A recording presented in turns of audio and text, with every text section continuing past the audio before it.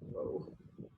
All right, this is Brian Fashion, Movie Reviews and More, the Women's Broadcast TV Network, Women on TV.tv, iTube 247 out of Tennessee. And I'm so glad to say, I got to start with the ladies first because I love her always wearing pink. My co-host today, Crystal M. Coney. Hello. Also, out of Los Angeles, California, because Crystal's in Tennessee right now. She's in Nashville, Tennessee right now. But my other good friend, producer, director, host of the Actors' Choice Mondays at 11 Pacific Coast Time, the one and the only Ron Brewington. And he's done many other things like that, but I'm going to get into that. All right, Ron, it's good to see you. And guess what? I don't. Guess what I have? Hey, all right. Crystal, this man is the only one that I know in the world that's giving out silver dollars to every celebrity out there. I love that. First, we got to start there first because you're the only one to do that. And I don't go anywhere without it. And neither did Halle Berry when she won her Oscar for it. Right, Ron? Right. That's amazing. Talk about that story. You gave Halle Berry a silver dollar before she won her Oscar. Talk about that. Well, it's what I call STD, something to do. I've done that for a long, long time. It's a nice way, a gesture of just letting people know that you care about them and wish them good luck. It's a long story how I got in the habit of doing it. It had to do with an assignment that I had to do with Anita Baker. And make a long story short, I gave her a silver dollar. She was the first person I ever gave one to. After that, the sky's the limit. How many of those have you given out? Oh, thousands of them. Thousands. I particularly like to give to little young kids. They call it a big nickel. Crystal, can you imagine getting one of those? Because like I said, he's given me 2 of these, but I've watched him give them to everybody out there. Well, maybe once I get mine, then I'll be able to step on stage and take my award too. Yeah, let me know when you come to LA. Love to have it. I'll be glad to give it to you. All right. I'll be back soon. Hey, Ron, talk about how you started because you've got a long, varied history of stuff. And I definitely wanted Crystal on because I really admire what she's doing and where she came from. And she's going to tell you her background in a minute. But I wanted to talk about when we started doing junkets, when you were doing stuff with 2 of the biggest outlets out there in the 90s, Urban Radio Network, and I forgot the other one. You were the only one that I knew that, and we were the only ones really of color doing a lot of stuff. Talk about that. Well, reality is that, yeah, you had to have a number, and that's what a lot of people don't understand. No matter what organization you are, you cannot have a circulation of 2 people and expect to be invited to junkets and major events. It just don't happen. And sometimes some people don't understand it. I was lucky enough at that time to be working with American Urban Radio Network. I was the Los Angeles bureau chief, and we did a lot of different things. We worked in the recording industry, television industry, a lot of different things, and we made our mark. People knew us, and they knew me, and that was very fortunate for us because that's what you need. You have to have someone that knows someone who knows someone. That's the way it is in this town, and I was very, very fortunate enough to be able to go to a lot of junkets. I saw a lot of movies. Some of them I liked, some of them I didn't like. They would ask me for a quote. Ron, what do you think of it? Oh, it's stunk. Sometimes I said, sometimes it was a good movie. It was. I enjoyed it, and it was just a lot of fun over the years that I've been able to do that. Ron, where are you from originally? Excuse me? Where are you from originally? My mother. Where? My mother. Oh. I had to say that. Right? Sorry, I had to say that. Actually, I'm from New York City, Manhattan, what Bobby Womack say, across 110th Street. Okay. And how long have you been in LA? I've been here about 30 years, 30 Okay. years plus. Love it here. It's a great city. I originally being from New York City. I like it here in California. The weather's nice. The people are nice. And the industry is nice. What took you to LA in the first place? I was in the United States Navy. I had served 20 years plus, and my last duty station, I was the public affairs officer at the Long Beach Naval Station. And since I knew it, I got involved with the military. And from there, I met people. My first job, I was one of the directors at the Bob Hope USO Club in Hollywood. Oh, yeah. I had a chance to meet and greet a lot of people, and that led to one thing, another thing, and then working with American Urban Radio Network. I was also working with UPI, Associated Press, and a few other people. It was just a matter of just getting to know people. And one thing I teach broadcasting in the school here in town. I always tell people, have a business card in your hand. That's right. Yeah. Have a business card in your hand. Yes. Hey, Ron, talk about you teaching because How long you been teaching there now? Because time is gone. I'm coming on 19 years, yeah. Where do you teach? I'm an adjunct at Santa Monica College. Okay. Nice. I didn't know it was that long. My God, time has flown. It's fun. I enjoy it. You get a chance to meet and greet a lot of people. Again, you learn new techniques. As an instructor, believe me, you have to stay up on things. If somebody walk up there and say, hey, what's this? You better know what they're talking about, because they look at you real crazy and say, you don't know nothing. And that's the name of the game. We got to go out there and learn. And I like it. How's it been for you, just as far as like social media and keeping up with that side of things? Has that changed what your everyday? Not really, because you're always seeing someone new. Every time a college cranks out a whole bunch of new students, I got a job. I want to be a star. All that kind of stuff. So you have to stay up with it, and you have to know people, and they have to know you. Crystal, talk about where you came from so Ron has an idea. Oh, yeah. So I'm from North Carolina. Oh, Kakalaki. Go right ahead. So my family is also there from there. Because your last name, that's why I asked. I was like, I know some Brewington. Yeah. Can't get away from them. That's right. And I actually went to the UNC Chapel Hill. I graduated from the J school there. Yeah. So. What's your job? What are you doing now? I'm an actor. Get back.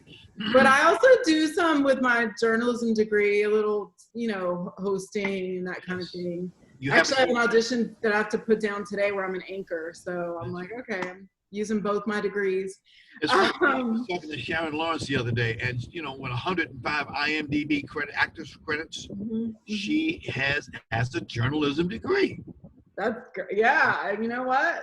You're still in front of in my case, still in front of the camera. But the J school at Carolina was mostly about writing anyway. The broadcast part was like 2 or 3 classes, and other than that, it was all writing. So, When you ever get out here to LA, let me know. We'll get you on the show. I live in LA. I'm just not there. Yeah, I live there. Telephone number. I'm just not there right now. Yeah. So I was a working actor in North Carolina. I also did sports, like sideline stuff. I covered the Redskins for a bit for a show. I covered, I worked at one of the TV stations there. I interned there, and that's kind of where I went towards sports originally, but always with acting on the side, doing, and eventually I was like, you know what, that's my real love. Let me get out of here. And I moved to LA and But Ron, before she came out there, what did you do? What was it, 1997? Oh God. This is my second interview in a row where somebody brings that up. So yeah, I was Miss North Carolina USA, the first African-American woman to win that title. So that was kind of a big deal for a state like North Carolina at the time. So that was pretty exciting. Can I ask you a question? Yes. About acting. Uh-huh. Do you get up on the stage? Yes or no? Yes. Not as much. Yeah. I've done only a few plays in California. It's really not, it's very, because I do audition and work. Right. I mean, I won't say enough or a lot, but relative to many people, a lot. And so, yeah. And so being in plays in California has been a little more of a challenge. They're very time consuming, and they don't care about your TV audition. And that's my focus. So I've done one play that traveled, and then I did a kids play that we put up in Santa Monica, actually, Culver City, not Santa Monica, that we put up every week for a few weeks. And it was really fun. It was a kids show. It was really great. We did John Henry, the Steel Driving Man. Yeah, so it's cool. And you're doing something, still shooting for what show? I'm recurring on The Rookie. The season 2's done. So praying for, more episodes for season 3 once it gets picked up. I'm sure it's going to get picked up, but yeah. And what's your character? I play a nurse. My name's Lisa. Nurse Lisa. It's funny. No one's ever said my name. They just always I'm barking at them what to do, and they're talking back to me, but I'm Nurse Lisa on the show. Yeah. So. Hey, Ron, talk about, first of all, you happen to be a twin. I can't tell the difference between you and your brother, but I can see a slight distance. Talk about what it's like to have that and what's he doing these days? Well, when you talk about twins, one of us is UG, the other one is LY. We so ugly they had to split it up. Listen, you gotta live, because people ask you dumb questions. If I hit you, will your brother feel it? They ask you questions like that. They really do. Oh my gosh. And it's fun being a twin. We have our moments. I do speak to him at least once a day. He lives in Las Vegas. He is a retired Navy commander. He was in broadcasting for a number of years. When you say Ron Brewington in Washington, D.C., they know exactly who you're talking about. Nice. Brother, he got me into business. I thank him very, very much for that. He used to always tell me, he said, Ron, the Lord gave you a gift called a voice. Use it. And I don't pay much attention to that, but he got me in it. I'm so thankful that he did that. He is my man. We talk to each other all the time, every day. How did you guys end up choosing Navy? I'm an Air Force brat, by the way. Oh, okay, that's fine. The Navy is the best as far as My dad might disagree, but right. The other day, somebody sent me a letter written by a gentleman who wanted to know who's the best branch of the service, and the respondent said, all branches of the service are the best that we've got. They help our country out. They do this, they do that. Signed, God, U.S. Air Force retired. There you go. There you go. You know, all branches of the service, when we have that, ooh, you know, when you talk about the Marines, yeah, ooh, that kind of stuff. But that's just the way it is. But all the branches of the service, we thank each and every one of them, the men and the women, for the service that they give this country. We thank you. We thank you. Yeah. Absolutely. My grandfather actually was a Tuskegee Airman, so one of the original. Hey, what? Yeah. What's his name? Wilson Vashon Eagleson. Yes, of course I know him. I'm a Tuskegee Airman. Okay, let's put it this way. For 5 years, I was their national public relations officer. Member of the TAI. I was the president of the Los Angeles chapter here in town. And I'm considered an expert. I'd like to see. I've heard his name many, many times. I think I met him one time at one of our national conventions. Okay. Yeah. So that was so. Airman. The question that we get all the time is how many of them are still living? Nobody knows it. Oh, I thought there was only one still. One died recently. No, that's probably Charles McGee. Well, the originals. Right, Yeah. but there's about 10 of those. Those are the ex-fighter pilots. And as an estimate, we can only estimate about 100 still living, but no one knows exactly how many are. Okay. But of the original ones, there weren't even, how many there were just a few original ones. Well, there were originally 19,000 of them. Oh, really?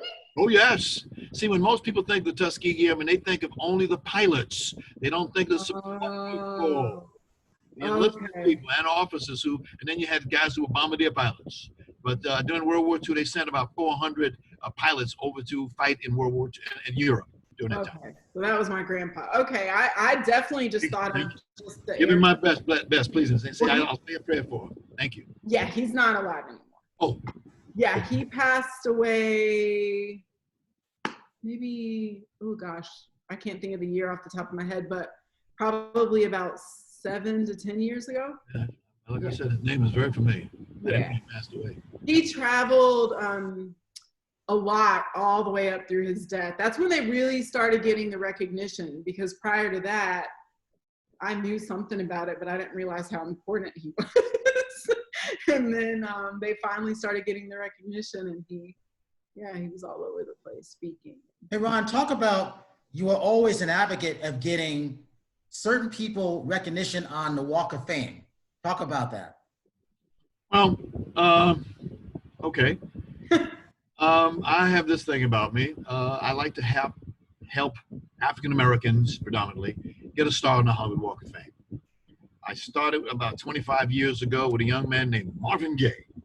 Wow. And we have gone through a lot of people. As you look behind me, you can see my wall behind me. Let's see, I see Holland, Doja Holland, the great songwriters. I see Marvin Gaye. I see The Miracles. I see recently Jackie Wilson. In September, we got him a star. So again, it takes time. I mean, these kind of things, like I was lucky enough to get a stamp for Marvin Gaye. That took us 15 years for that to happen. Wow. Jackie Wilson, that was 10 years of persistence to get it. And that's what you have to do. I just stayed the course. Right now I'm working with a guy named Willie Tyler. Remember Willie Tyler in Leicester? Oh, yeah. The ventriloquist, the black ventriloquist. Oh. Trying to see if we can get him one. There's a lot of people that you would think have a star that doesn't. So we just keep persisting. But Brian, thank you for that plug. I really, really thank you. Well, it's important because what I'm not happy about, because I know how hard you work to get a lot of those people that recognition. I'm bothered when I see someone who's been around for 10 years all of a sudden getting a star. I concur. Right. Yeah, reality people specifically, they're getting it, aren't they? Yeah. I don't really. They actually do the selection. As you would say, Ron, and you would always say this: there's a star, and then there's someone who thinks there's a star. But we got those. We call them the wannabes, the could be's, and we won't go into the other one. Sometimes I have to run up on some people and say, look, there's stars, and when you look at a star, it's rats spelled backwards. So please don't. You guys, I'm so sorry. 1 second. Apparently, I had another meeting, and they're like, anyway, go ahead. Sorry. Well, take your thing if you have to. But just give me 1 second. Go do your thing. 2 seconds.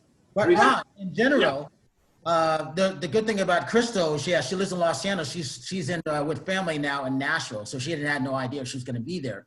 But the good thing about that is she works hard at what she does. So I always like to include her when I can get a chance to get her together because she's really busy. So she's one of those working actors. So that's why I wanted you to meet her. But I was really happy because you've been doing so much stuff. And again, how are you being affected being sequestered?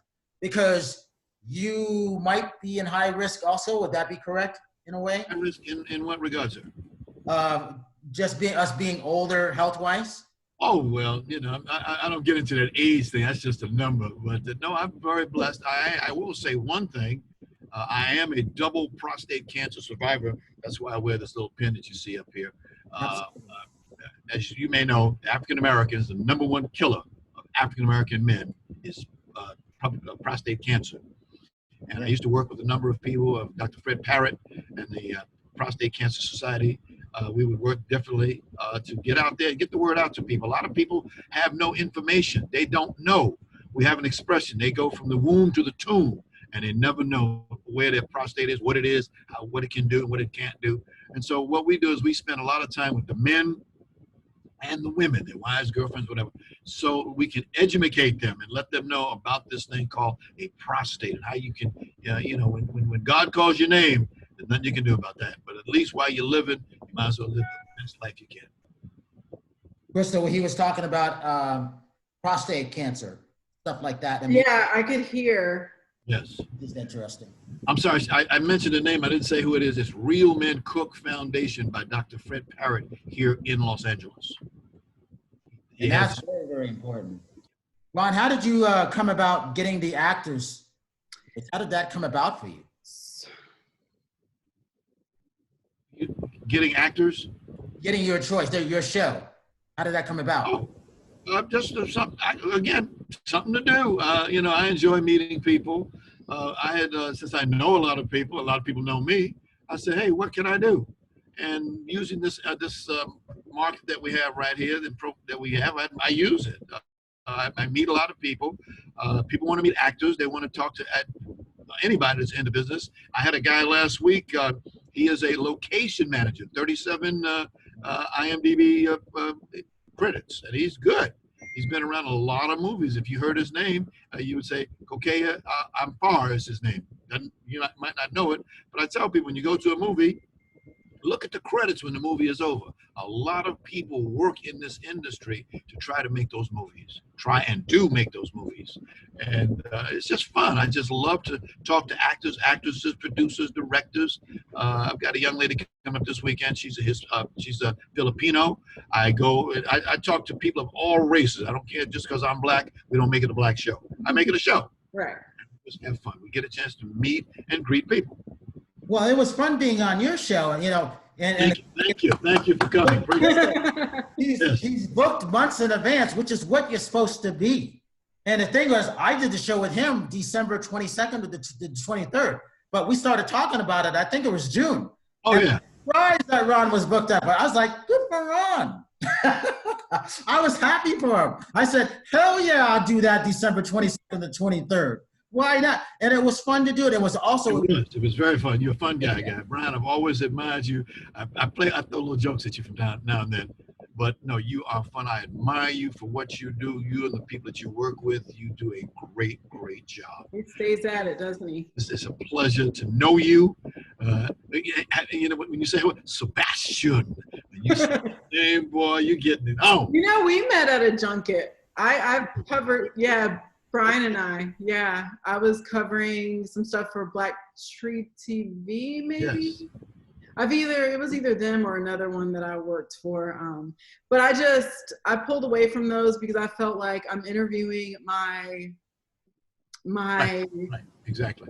And I was just, meh. You did the right thing. Hey, we have some other people that they will continue to do it anyway. And we try to spread this ethics. Yeah. You have to look yourself in the face. Yeah. Because when you're on that line as a journalist versus on that line as an actress, it's two different worlds. Yeah. Well, but that's one of the reasons why I chose her. She was fascinating to me. And I knew she wanted to be that actress and do other things. But I'm like, I can utilize her. I can actually help her. Because I never wanted to be that actor. You're not going to find me in front of the camera. That does not interest me. You know, I don't want to be that director, but I'm directing it a different way, just like you are, Ron. And we're producing it a different way. My goal is I want to help those people get to where I think they can go a different way. That's what I like to do. So I like to pick those people. I don't care if you're a janitor. If you got some talent, I think you're good. But also, I think you were in the room that day when we asked Samuel Jackson. He goes, I'll read any script from anybody, including Mike Gardner. And I never forgot that because, Ron, that's what we do. We find those people that people may overlook, but they're just as creative, if not more, than the average person. Mm. Yeah. I love both. I mean, I love becoming someone else, but I love talking to people, you know, but it was just, you know, I have a story, really was the final straw. I was interviewing an actress. It's funny. I just worked with her on a project. And she was not very nice. She actually grabbed my mic. And that's like one of the first things you learn is not to give up your mic, you know, but she grabbed it. And I also, like, as an actress, as a human, as like another Black, I didn't want to be like, but it was like a whole thing. And they had to, when they put up the interview, they had to like, not let people comment anymore because people were like, dang, what was wrong with her? Because she kind of had a little bit of an attitude with me. And that was kind of the first time where I was like, this isn't a good idea. And I just worked with her. And when I found out who I was working opposite, I was like, oh my gosh. But she was actually incredible on set. I'm sure she doesn't even remember, but it was pretty funny. So that's bad attitude. You need to have a good attitude. A good attitude is good for you. As they say, you'll get an altitude if you have you'll get some altitude if you have a good attitude. Yes. Hey, Ron, talk about those days going back to when we were doing a lot of the Merrimack stuff, a lot of those junkets almost every day and every weekend. Talk about that because Crystal, we were in a room, which is called the Radio Roundtable Room, where all the celebrities came in and they liked our room. They might like to do TV interviews, or they definitely didn't like doing print, but they loved us radio people, and they called us junketeers, even though Ron and we didn't like that name. But we happened to be there, and we were the only people of color there. And I was the smallest outlet there, because you had to be syndicated, but I fought to be in there by getting to say, hey, I love movies. I can help promote this a different way. We're two of the outlets. So people were jealous of him because he had two outlets, and also person of color, which shouldn't have anything to do anything because he worked his ass off to be there. Talk about that, Ron. It's sad that people have, in the year 2020, still have race in their bones, prejudice and all that good stuff like that. We feel that we have the right, like anybody else, to do what we do. People that sit out there in the audience, they want to see an Asian up on television, the Asian people. They want to see a Black person. They want to see a white person. They want to see a person of color that they can relate to. And that's what it's all about. You know, it's just that you work with all these people. I don't look at color. I just look at people. Walk over and shake your hand. And if you're nice, I give yourself $1. You know, that kind of stuff. You know, that kind of thing is what I call STD, something to do. But I love it. When I see you'll get one. We're doing this thing via Zoom right now for the last couple of weeks. We've been doing our show via Zoom. Normally, when we come in the studio like we did with Brian, I always, for the ladies, I always give them a silver dollar and a dozen roses. I always do that. Oh, now we're talking. I love it. That's amazing. Right. You know, it's just you. Uh-oh, you froze. I knew her when she was. Now look at her. She's a star. Who was that? To do. Huh? Who was that? Whoever, right? Right. Whoever it was. Right. Yeah. Were you going to tell the Halle Berry story? How you gave her hers? Oh well, Halle is God bless her. She's doing some good. Uh-oh. He froze on us. Bill Jones, if you know Bill Jones is an African-American photographer, he's now deceased. Okay. And one day, some guy walked up behind him while he was washing his car and took a baseball bat and hit him in the back of his head. And all of us, a lot of people got together at the hospital where he was at. Halle was standing next to me. And we were all just with candlelight, sending prayers and hopes that this guy would recover, which he did, thank God. Okay. But Halle was she's like any other person. They're human. Right. Human. And you want to see people, sometimes people get a little jealous. Man, that's natural. You're going to get, why she get a job? It's like an award. How did you get an award? I thought I got an award. I thought I was good. Right. But, these things happen. Again, it's a human element in there. You just move on. Just move on. Go get it.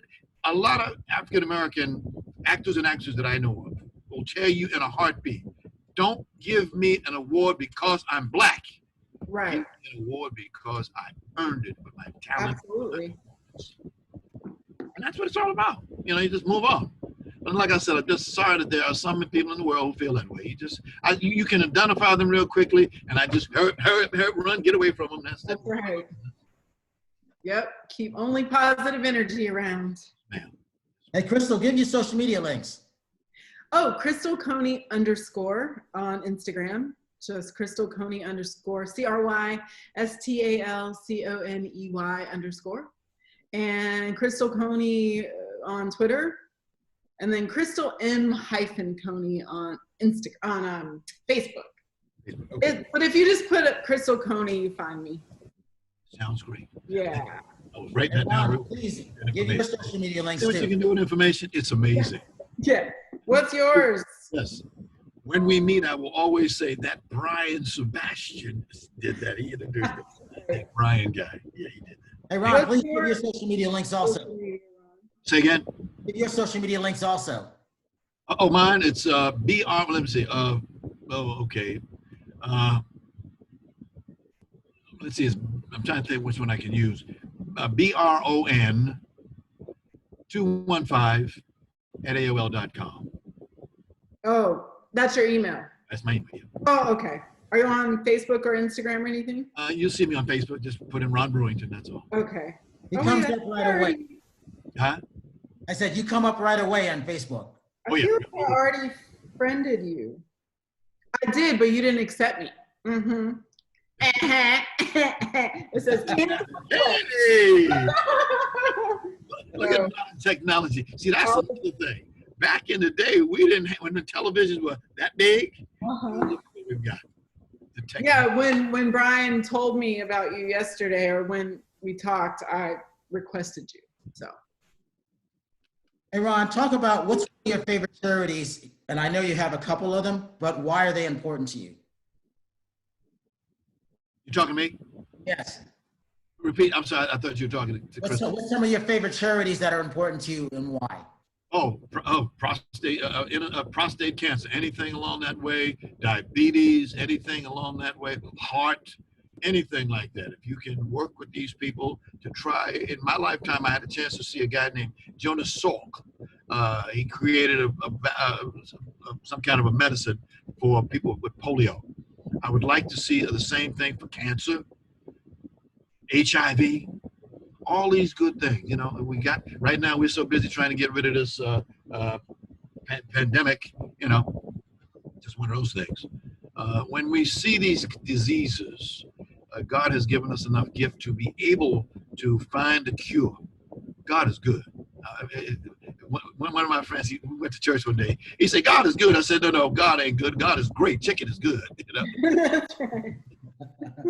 We have to do these things. You have to have a good, positive attitude. I wouldn't be who I am, where I am, what I do, if it wasn't for people like you guys. I meet a lot of people. I like people. And they've been very kind and generous to me, and I thank them very much. Hey, one last question for you, Ron, before we go. What do you want to accomplish now, not only with the Actors' Choice, but in general? What's left for you to do right now? Just have fun. Just keep on doing it. I got up this morning. That was the best thing that happened to me today. I got up this morning. I tell people, when you get up in the morning, why are you so nasty? What's wrong with you? God lets you get up. That's right. No better than that. Yeah. You got that right. Crystal. Yes. When you go back to Los Angeles, it sounds like you got a lot of stuff going on, which is good because you're really talk about what your audition process is like now, where you are in Tennessee. It has not been a big change for me because I'm also represented in the Southeast. So we have to put everything on tape anyway. So that's actually good because it's funny. So the last 3 things I booked in Los Angeles, I booked from a tape. I think I have a little bit of a leg up on some of the LA actors because I've been putting myself on tape for so long from my Atlanta and North Carolina agents. So this pandemic, besides being healthy and alive and whatever, has been so amazing. Now I've met so many casting directors and producer type people. Mind you, these are offices that I've already been in, but I couldn't have picked them out from because you don't know who you're looking at. You see these people, you're in and out, there's assistants, associates, this, that, you have no idea. I feel like I've interacted with them more during this pandemic than I ever have. If I see them in the grocery store, I'm gonna be able to say, oh my gosh, hey, this or that. And the same thing, they've been doing Zooms, and also they've been following us and like interacting. So they've been having us do monologue challenges, other just like audition challenges that aren't for a specific role, but they just wanna see our work. They have so much time, they're responding. It's been really great. So to answer your question, for me, I've been like getting on camera almost every day doing something new. I did something today, thank goodness, or you guys would have caught me looking like bedhead. I actually had to get up and get ready. So so it's been fun. I mean, obviously I'm ready to get back to work, get back. I still love human contact, but it's been a great kind of a change and a nice break. Now, I have not gotten much rest. My dog wakes me up every morning super early. She's never been like that. She's just sleeping. She is not feeling whatever this is going on. So she's like, tap, tap, tap, tap. I'm like, no, I'm still tired because I was up late. And so that's one of my goals, is to get some rest before this thing is fully over. Oh, Ron, one other thing before I say whatever is that she loves to ice skate. Oh, yeah. That's great. That's one of my hobbies, yeah. Hey, real quick, talk about that, because you used to get up early in the morning and go ice skating in Culver City, right? Talk about that real quick. Me or him? You. Oh, I'm Culver City. I used to go to Toyota Center out by the airport. So, yeah, that's where I skated mostly. I skated in Culver City when I first moved here, but that rink's been gone for a while.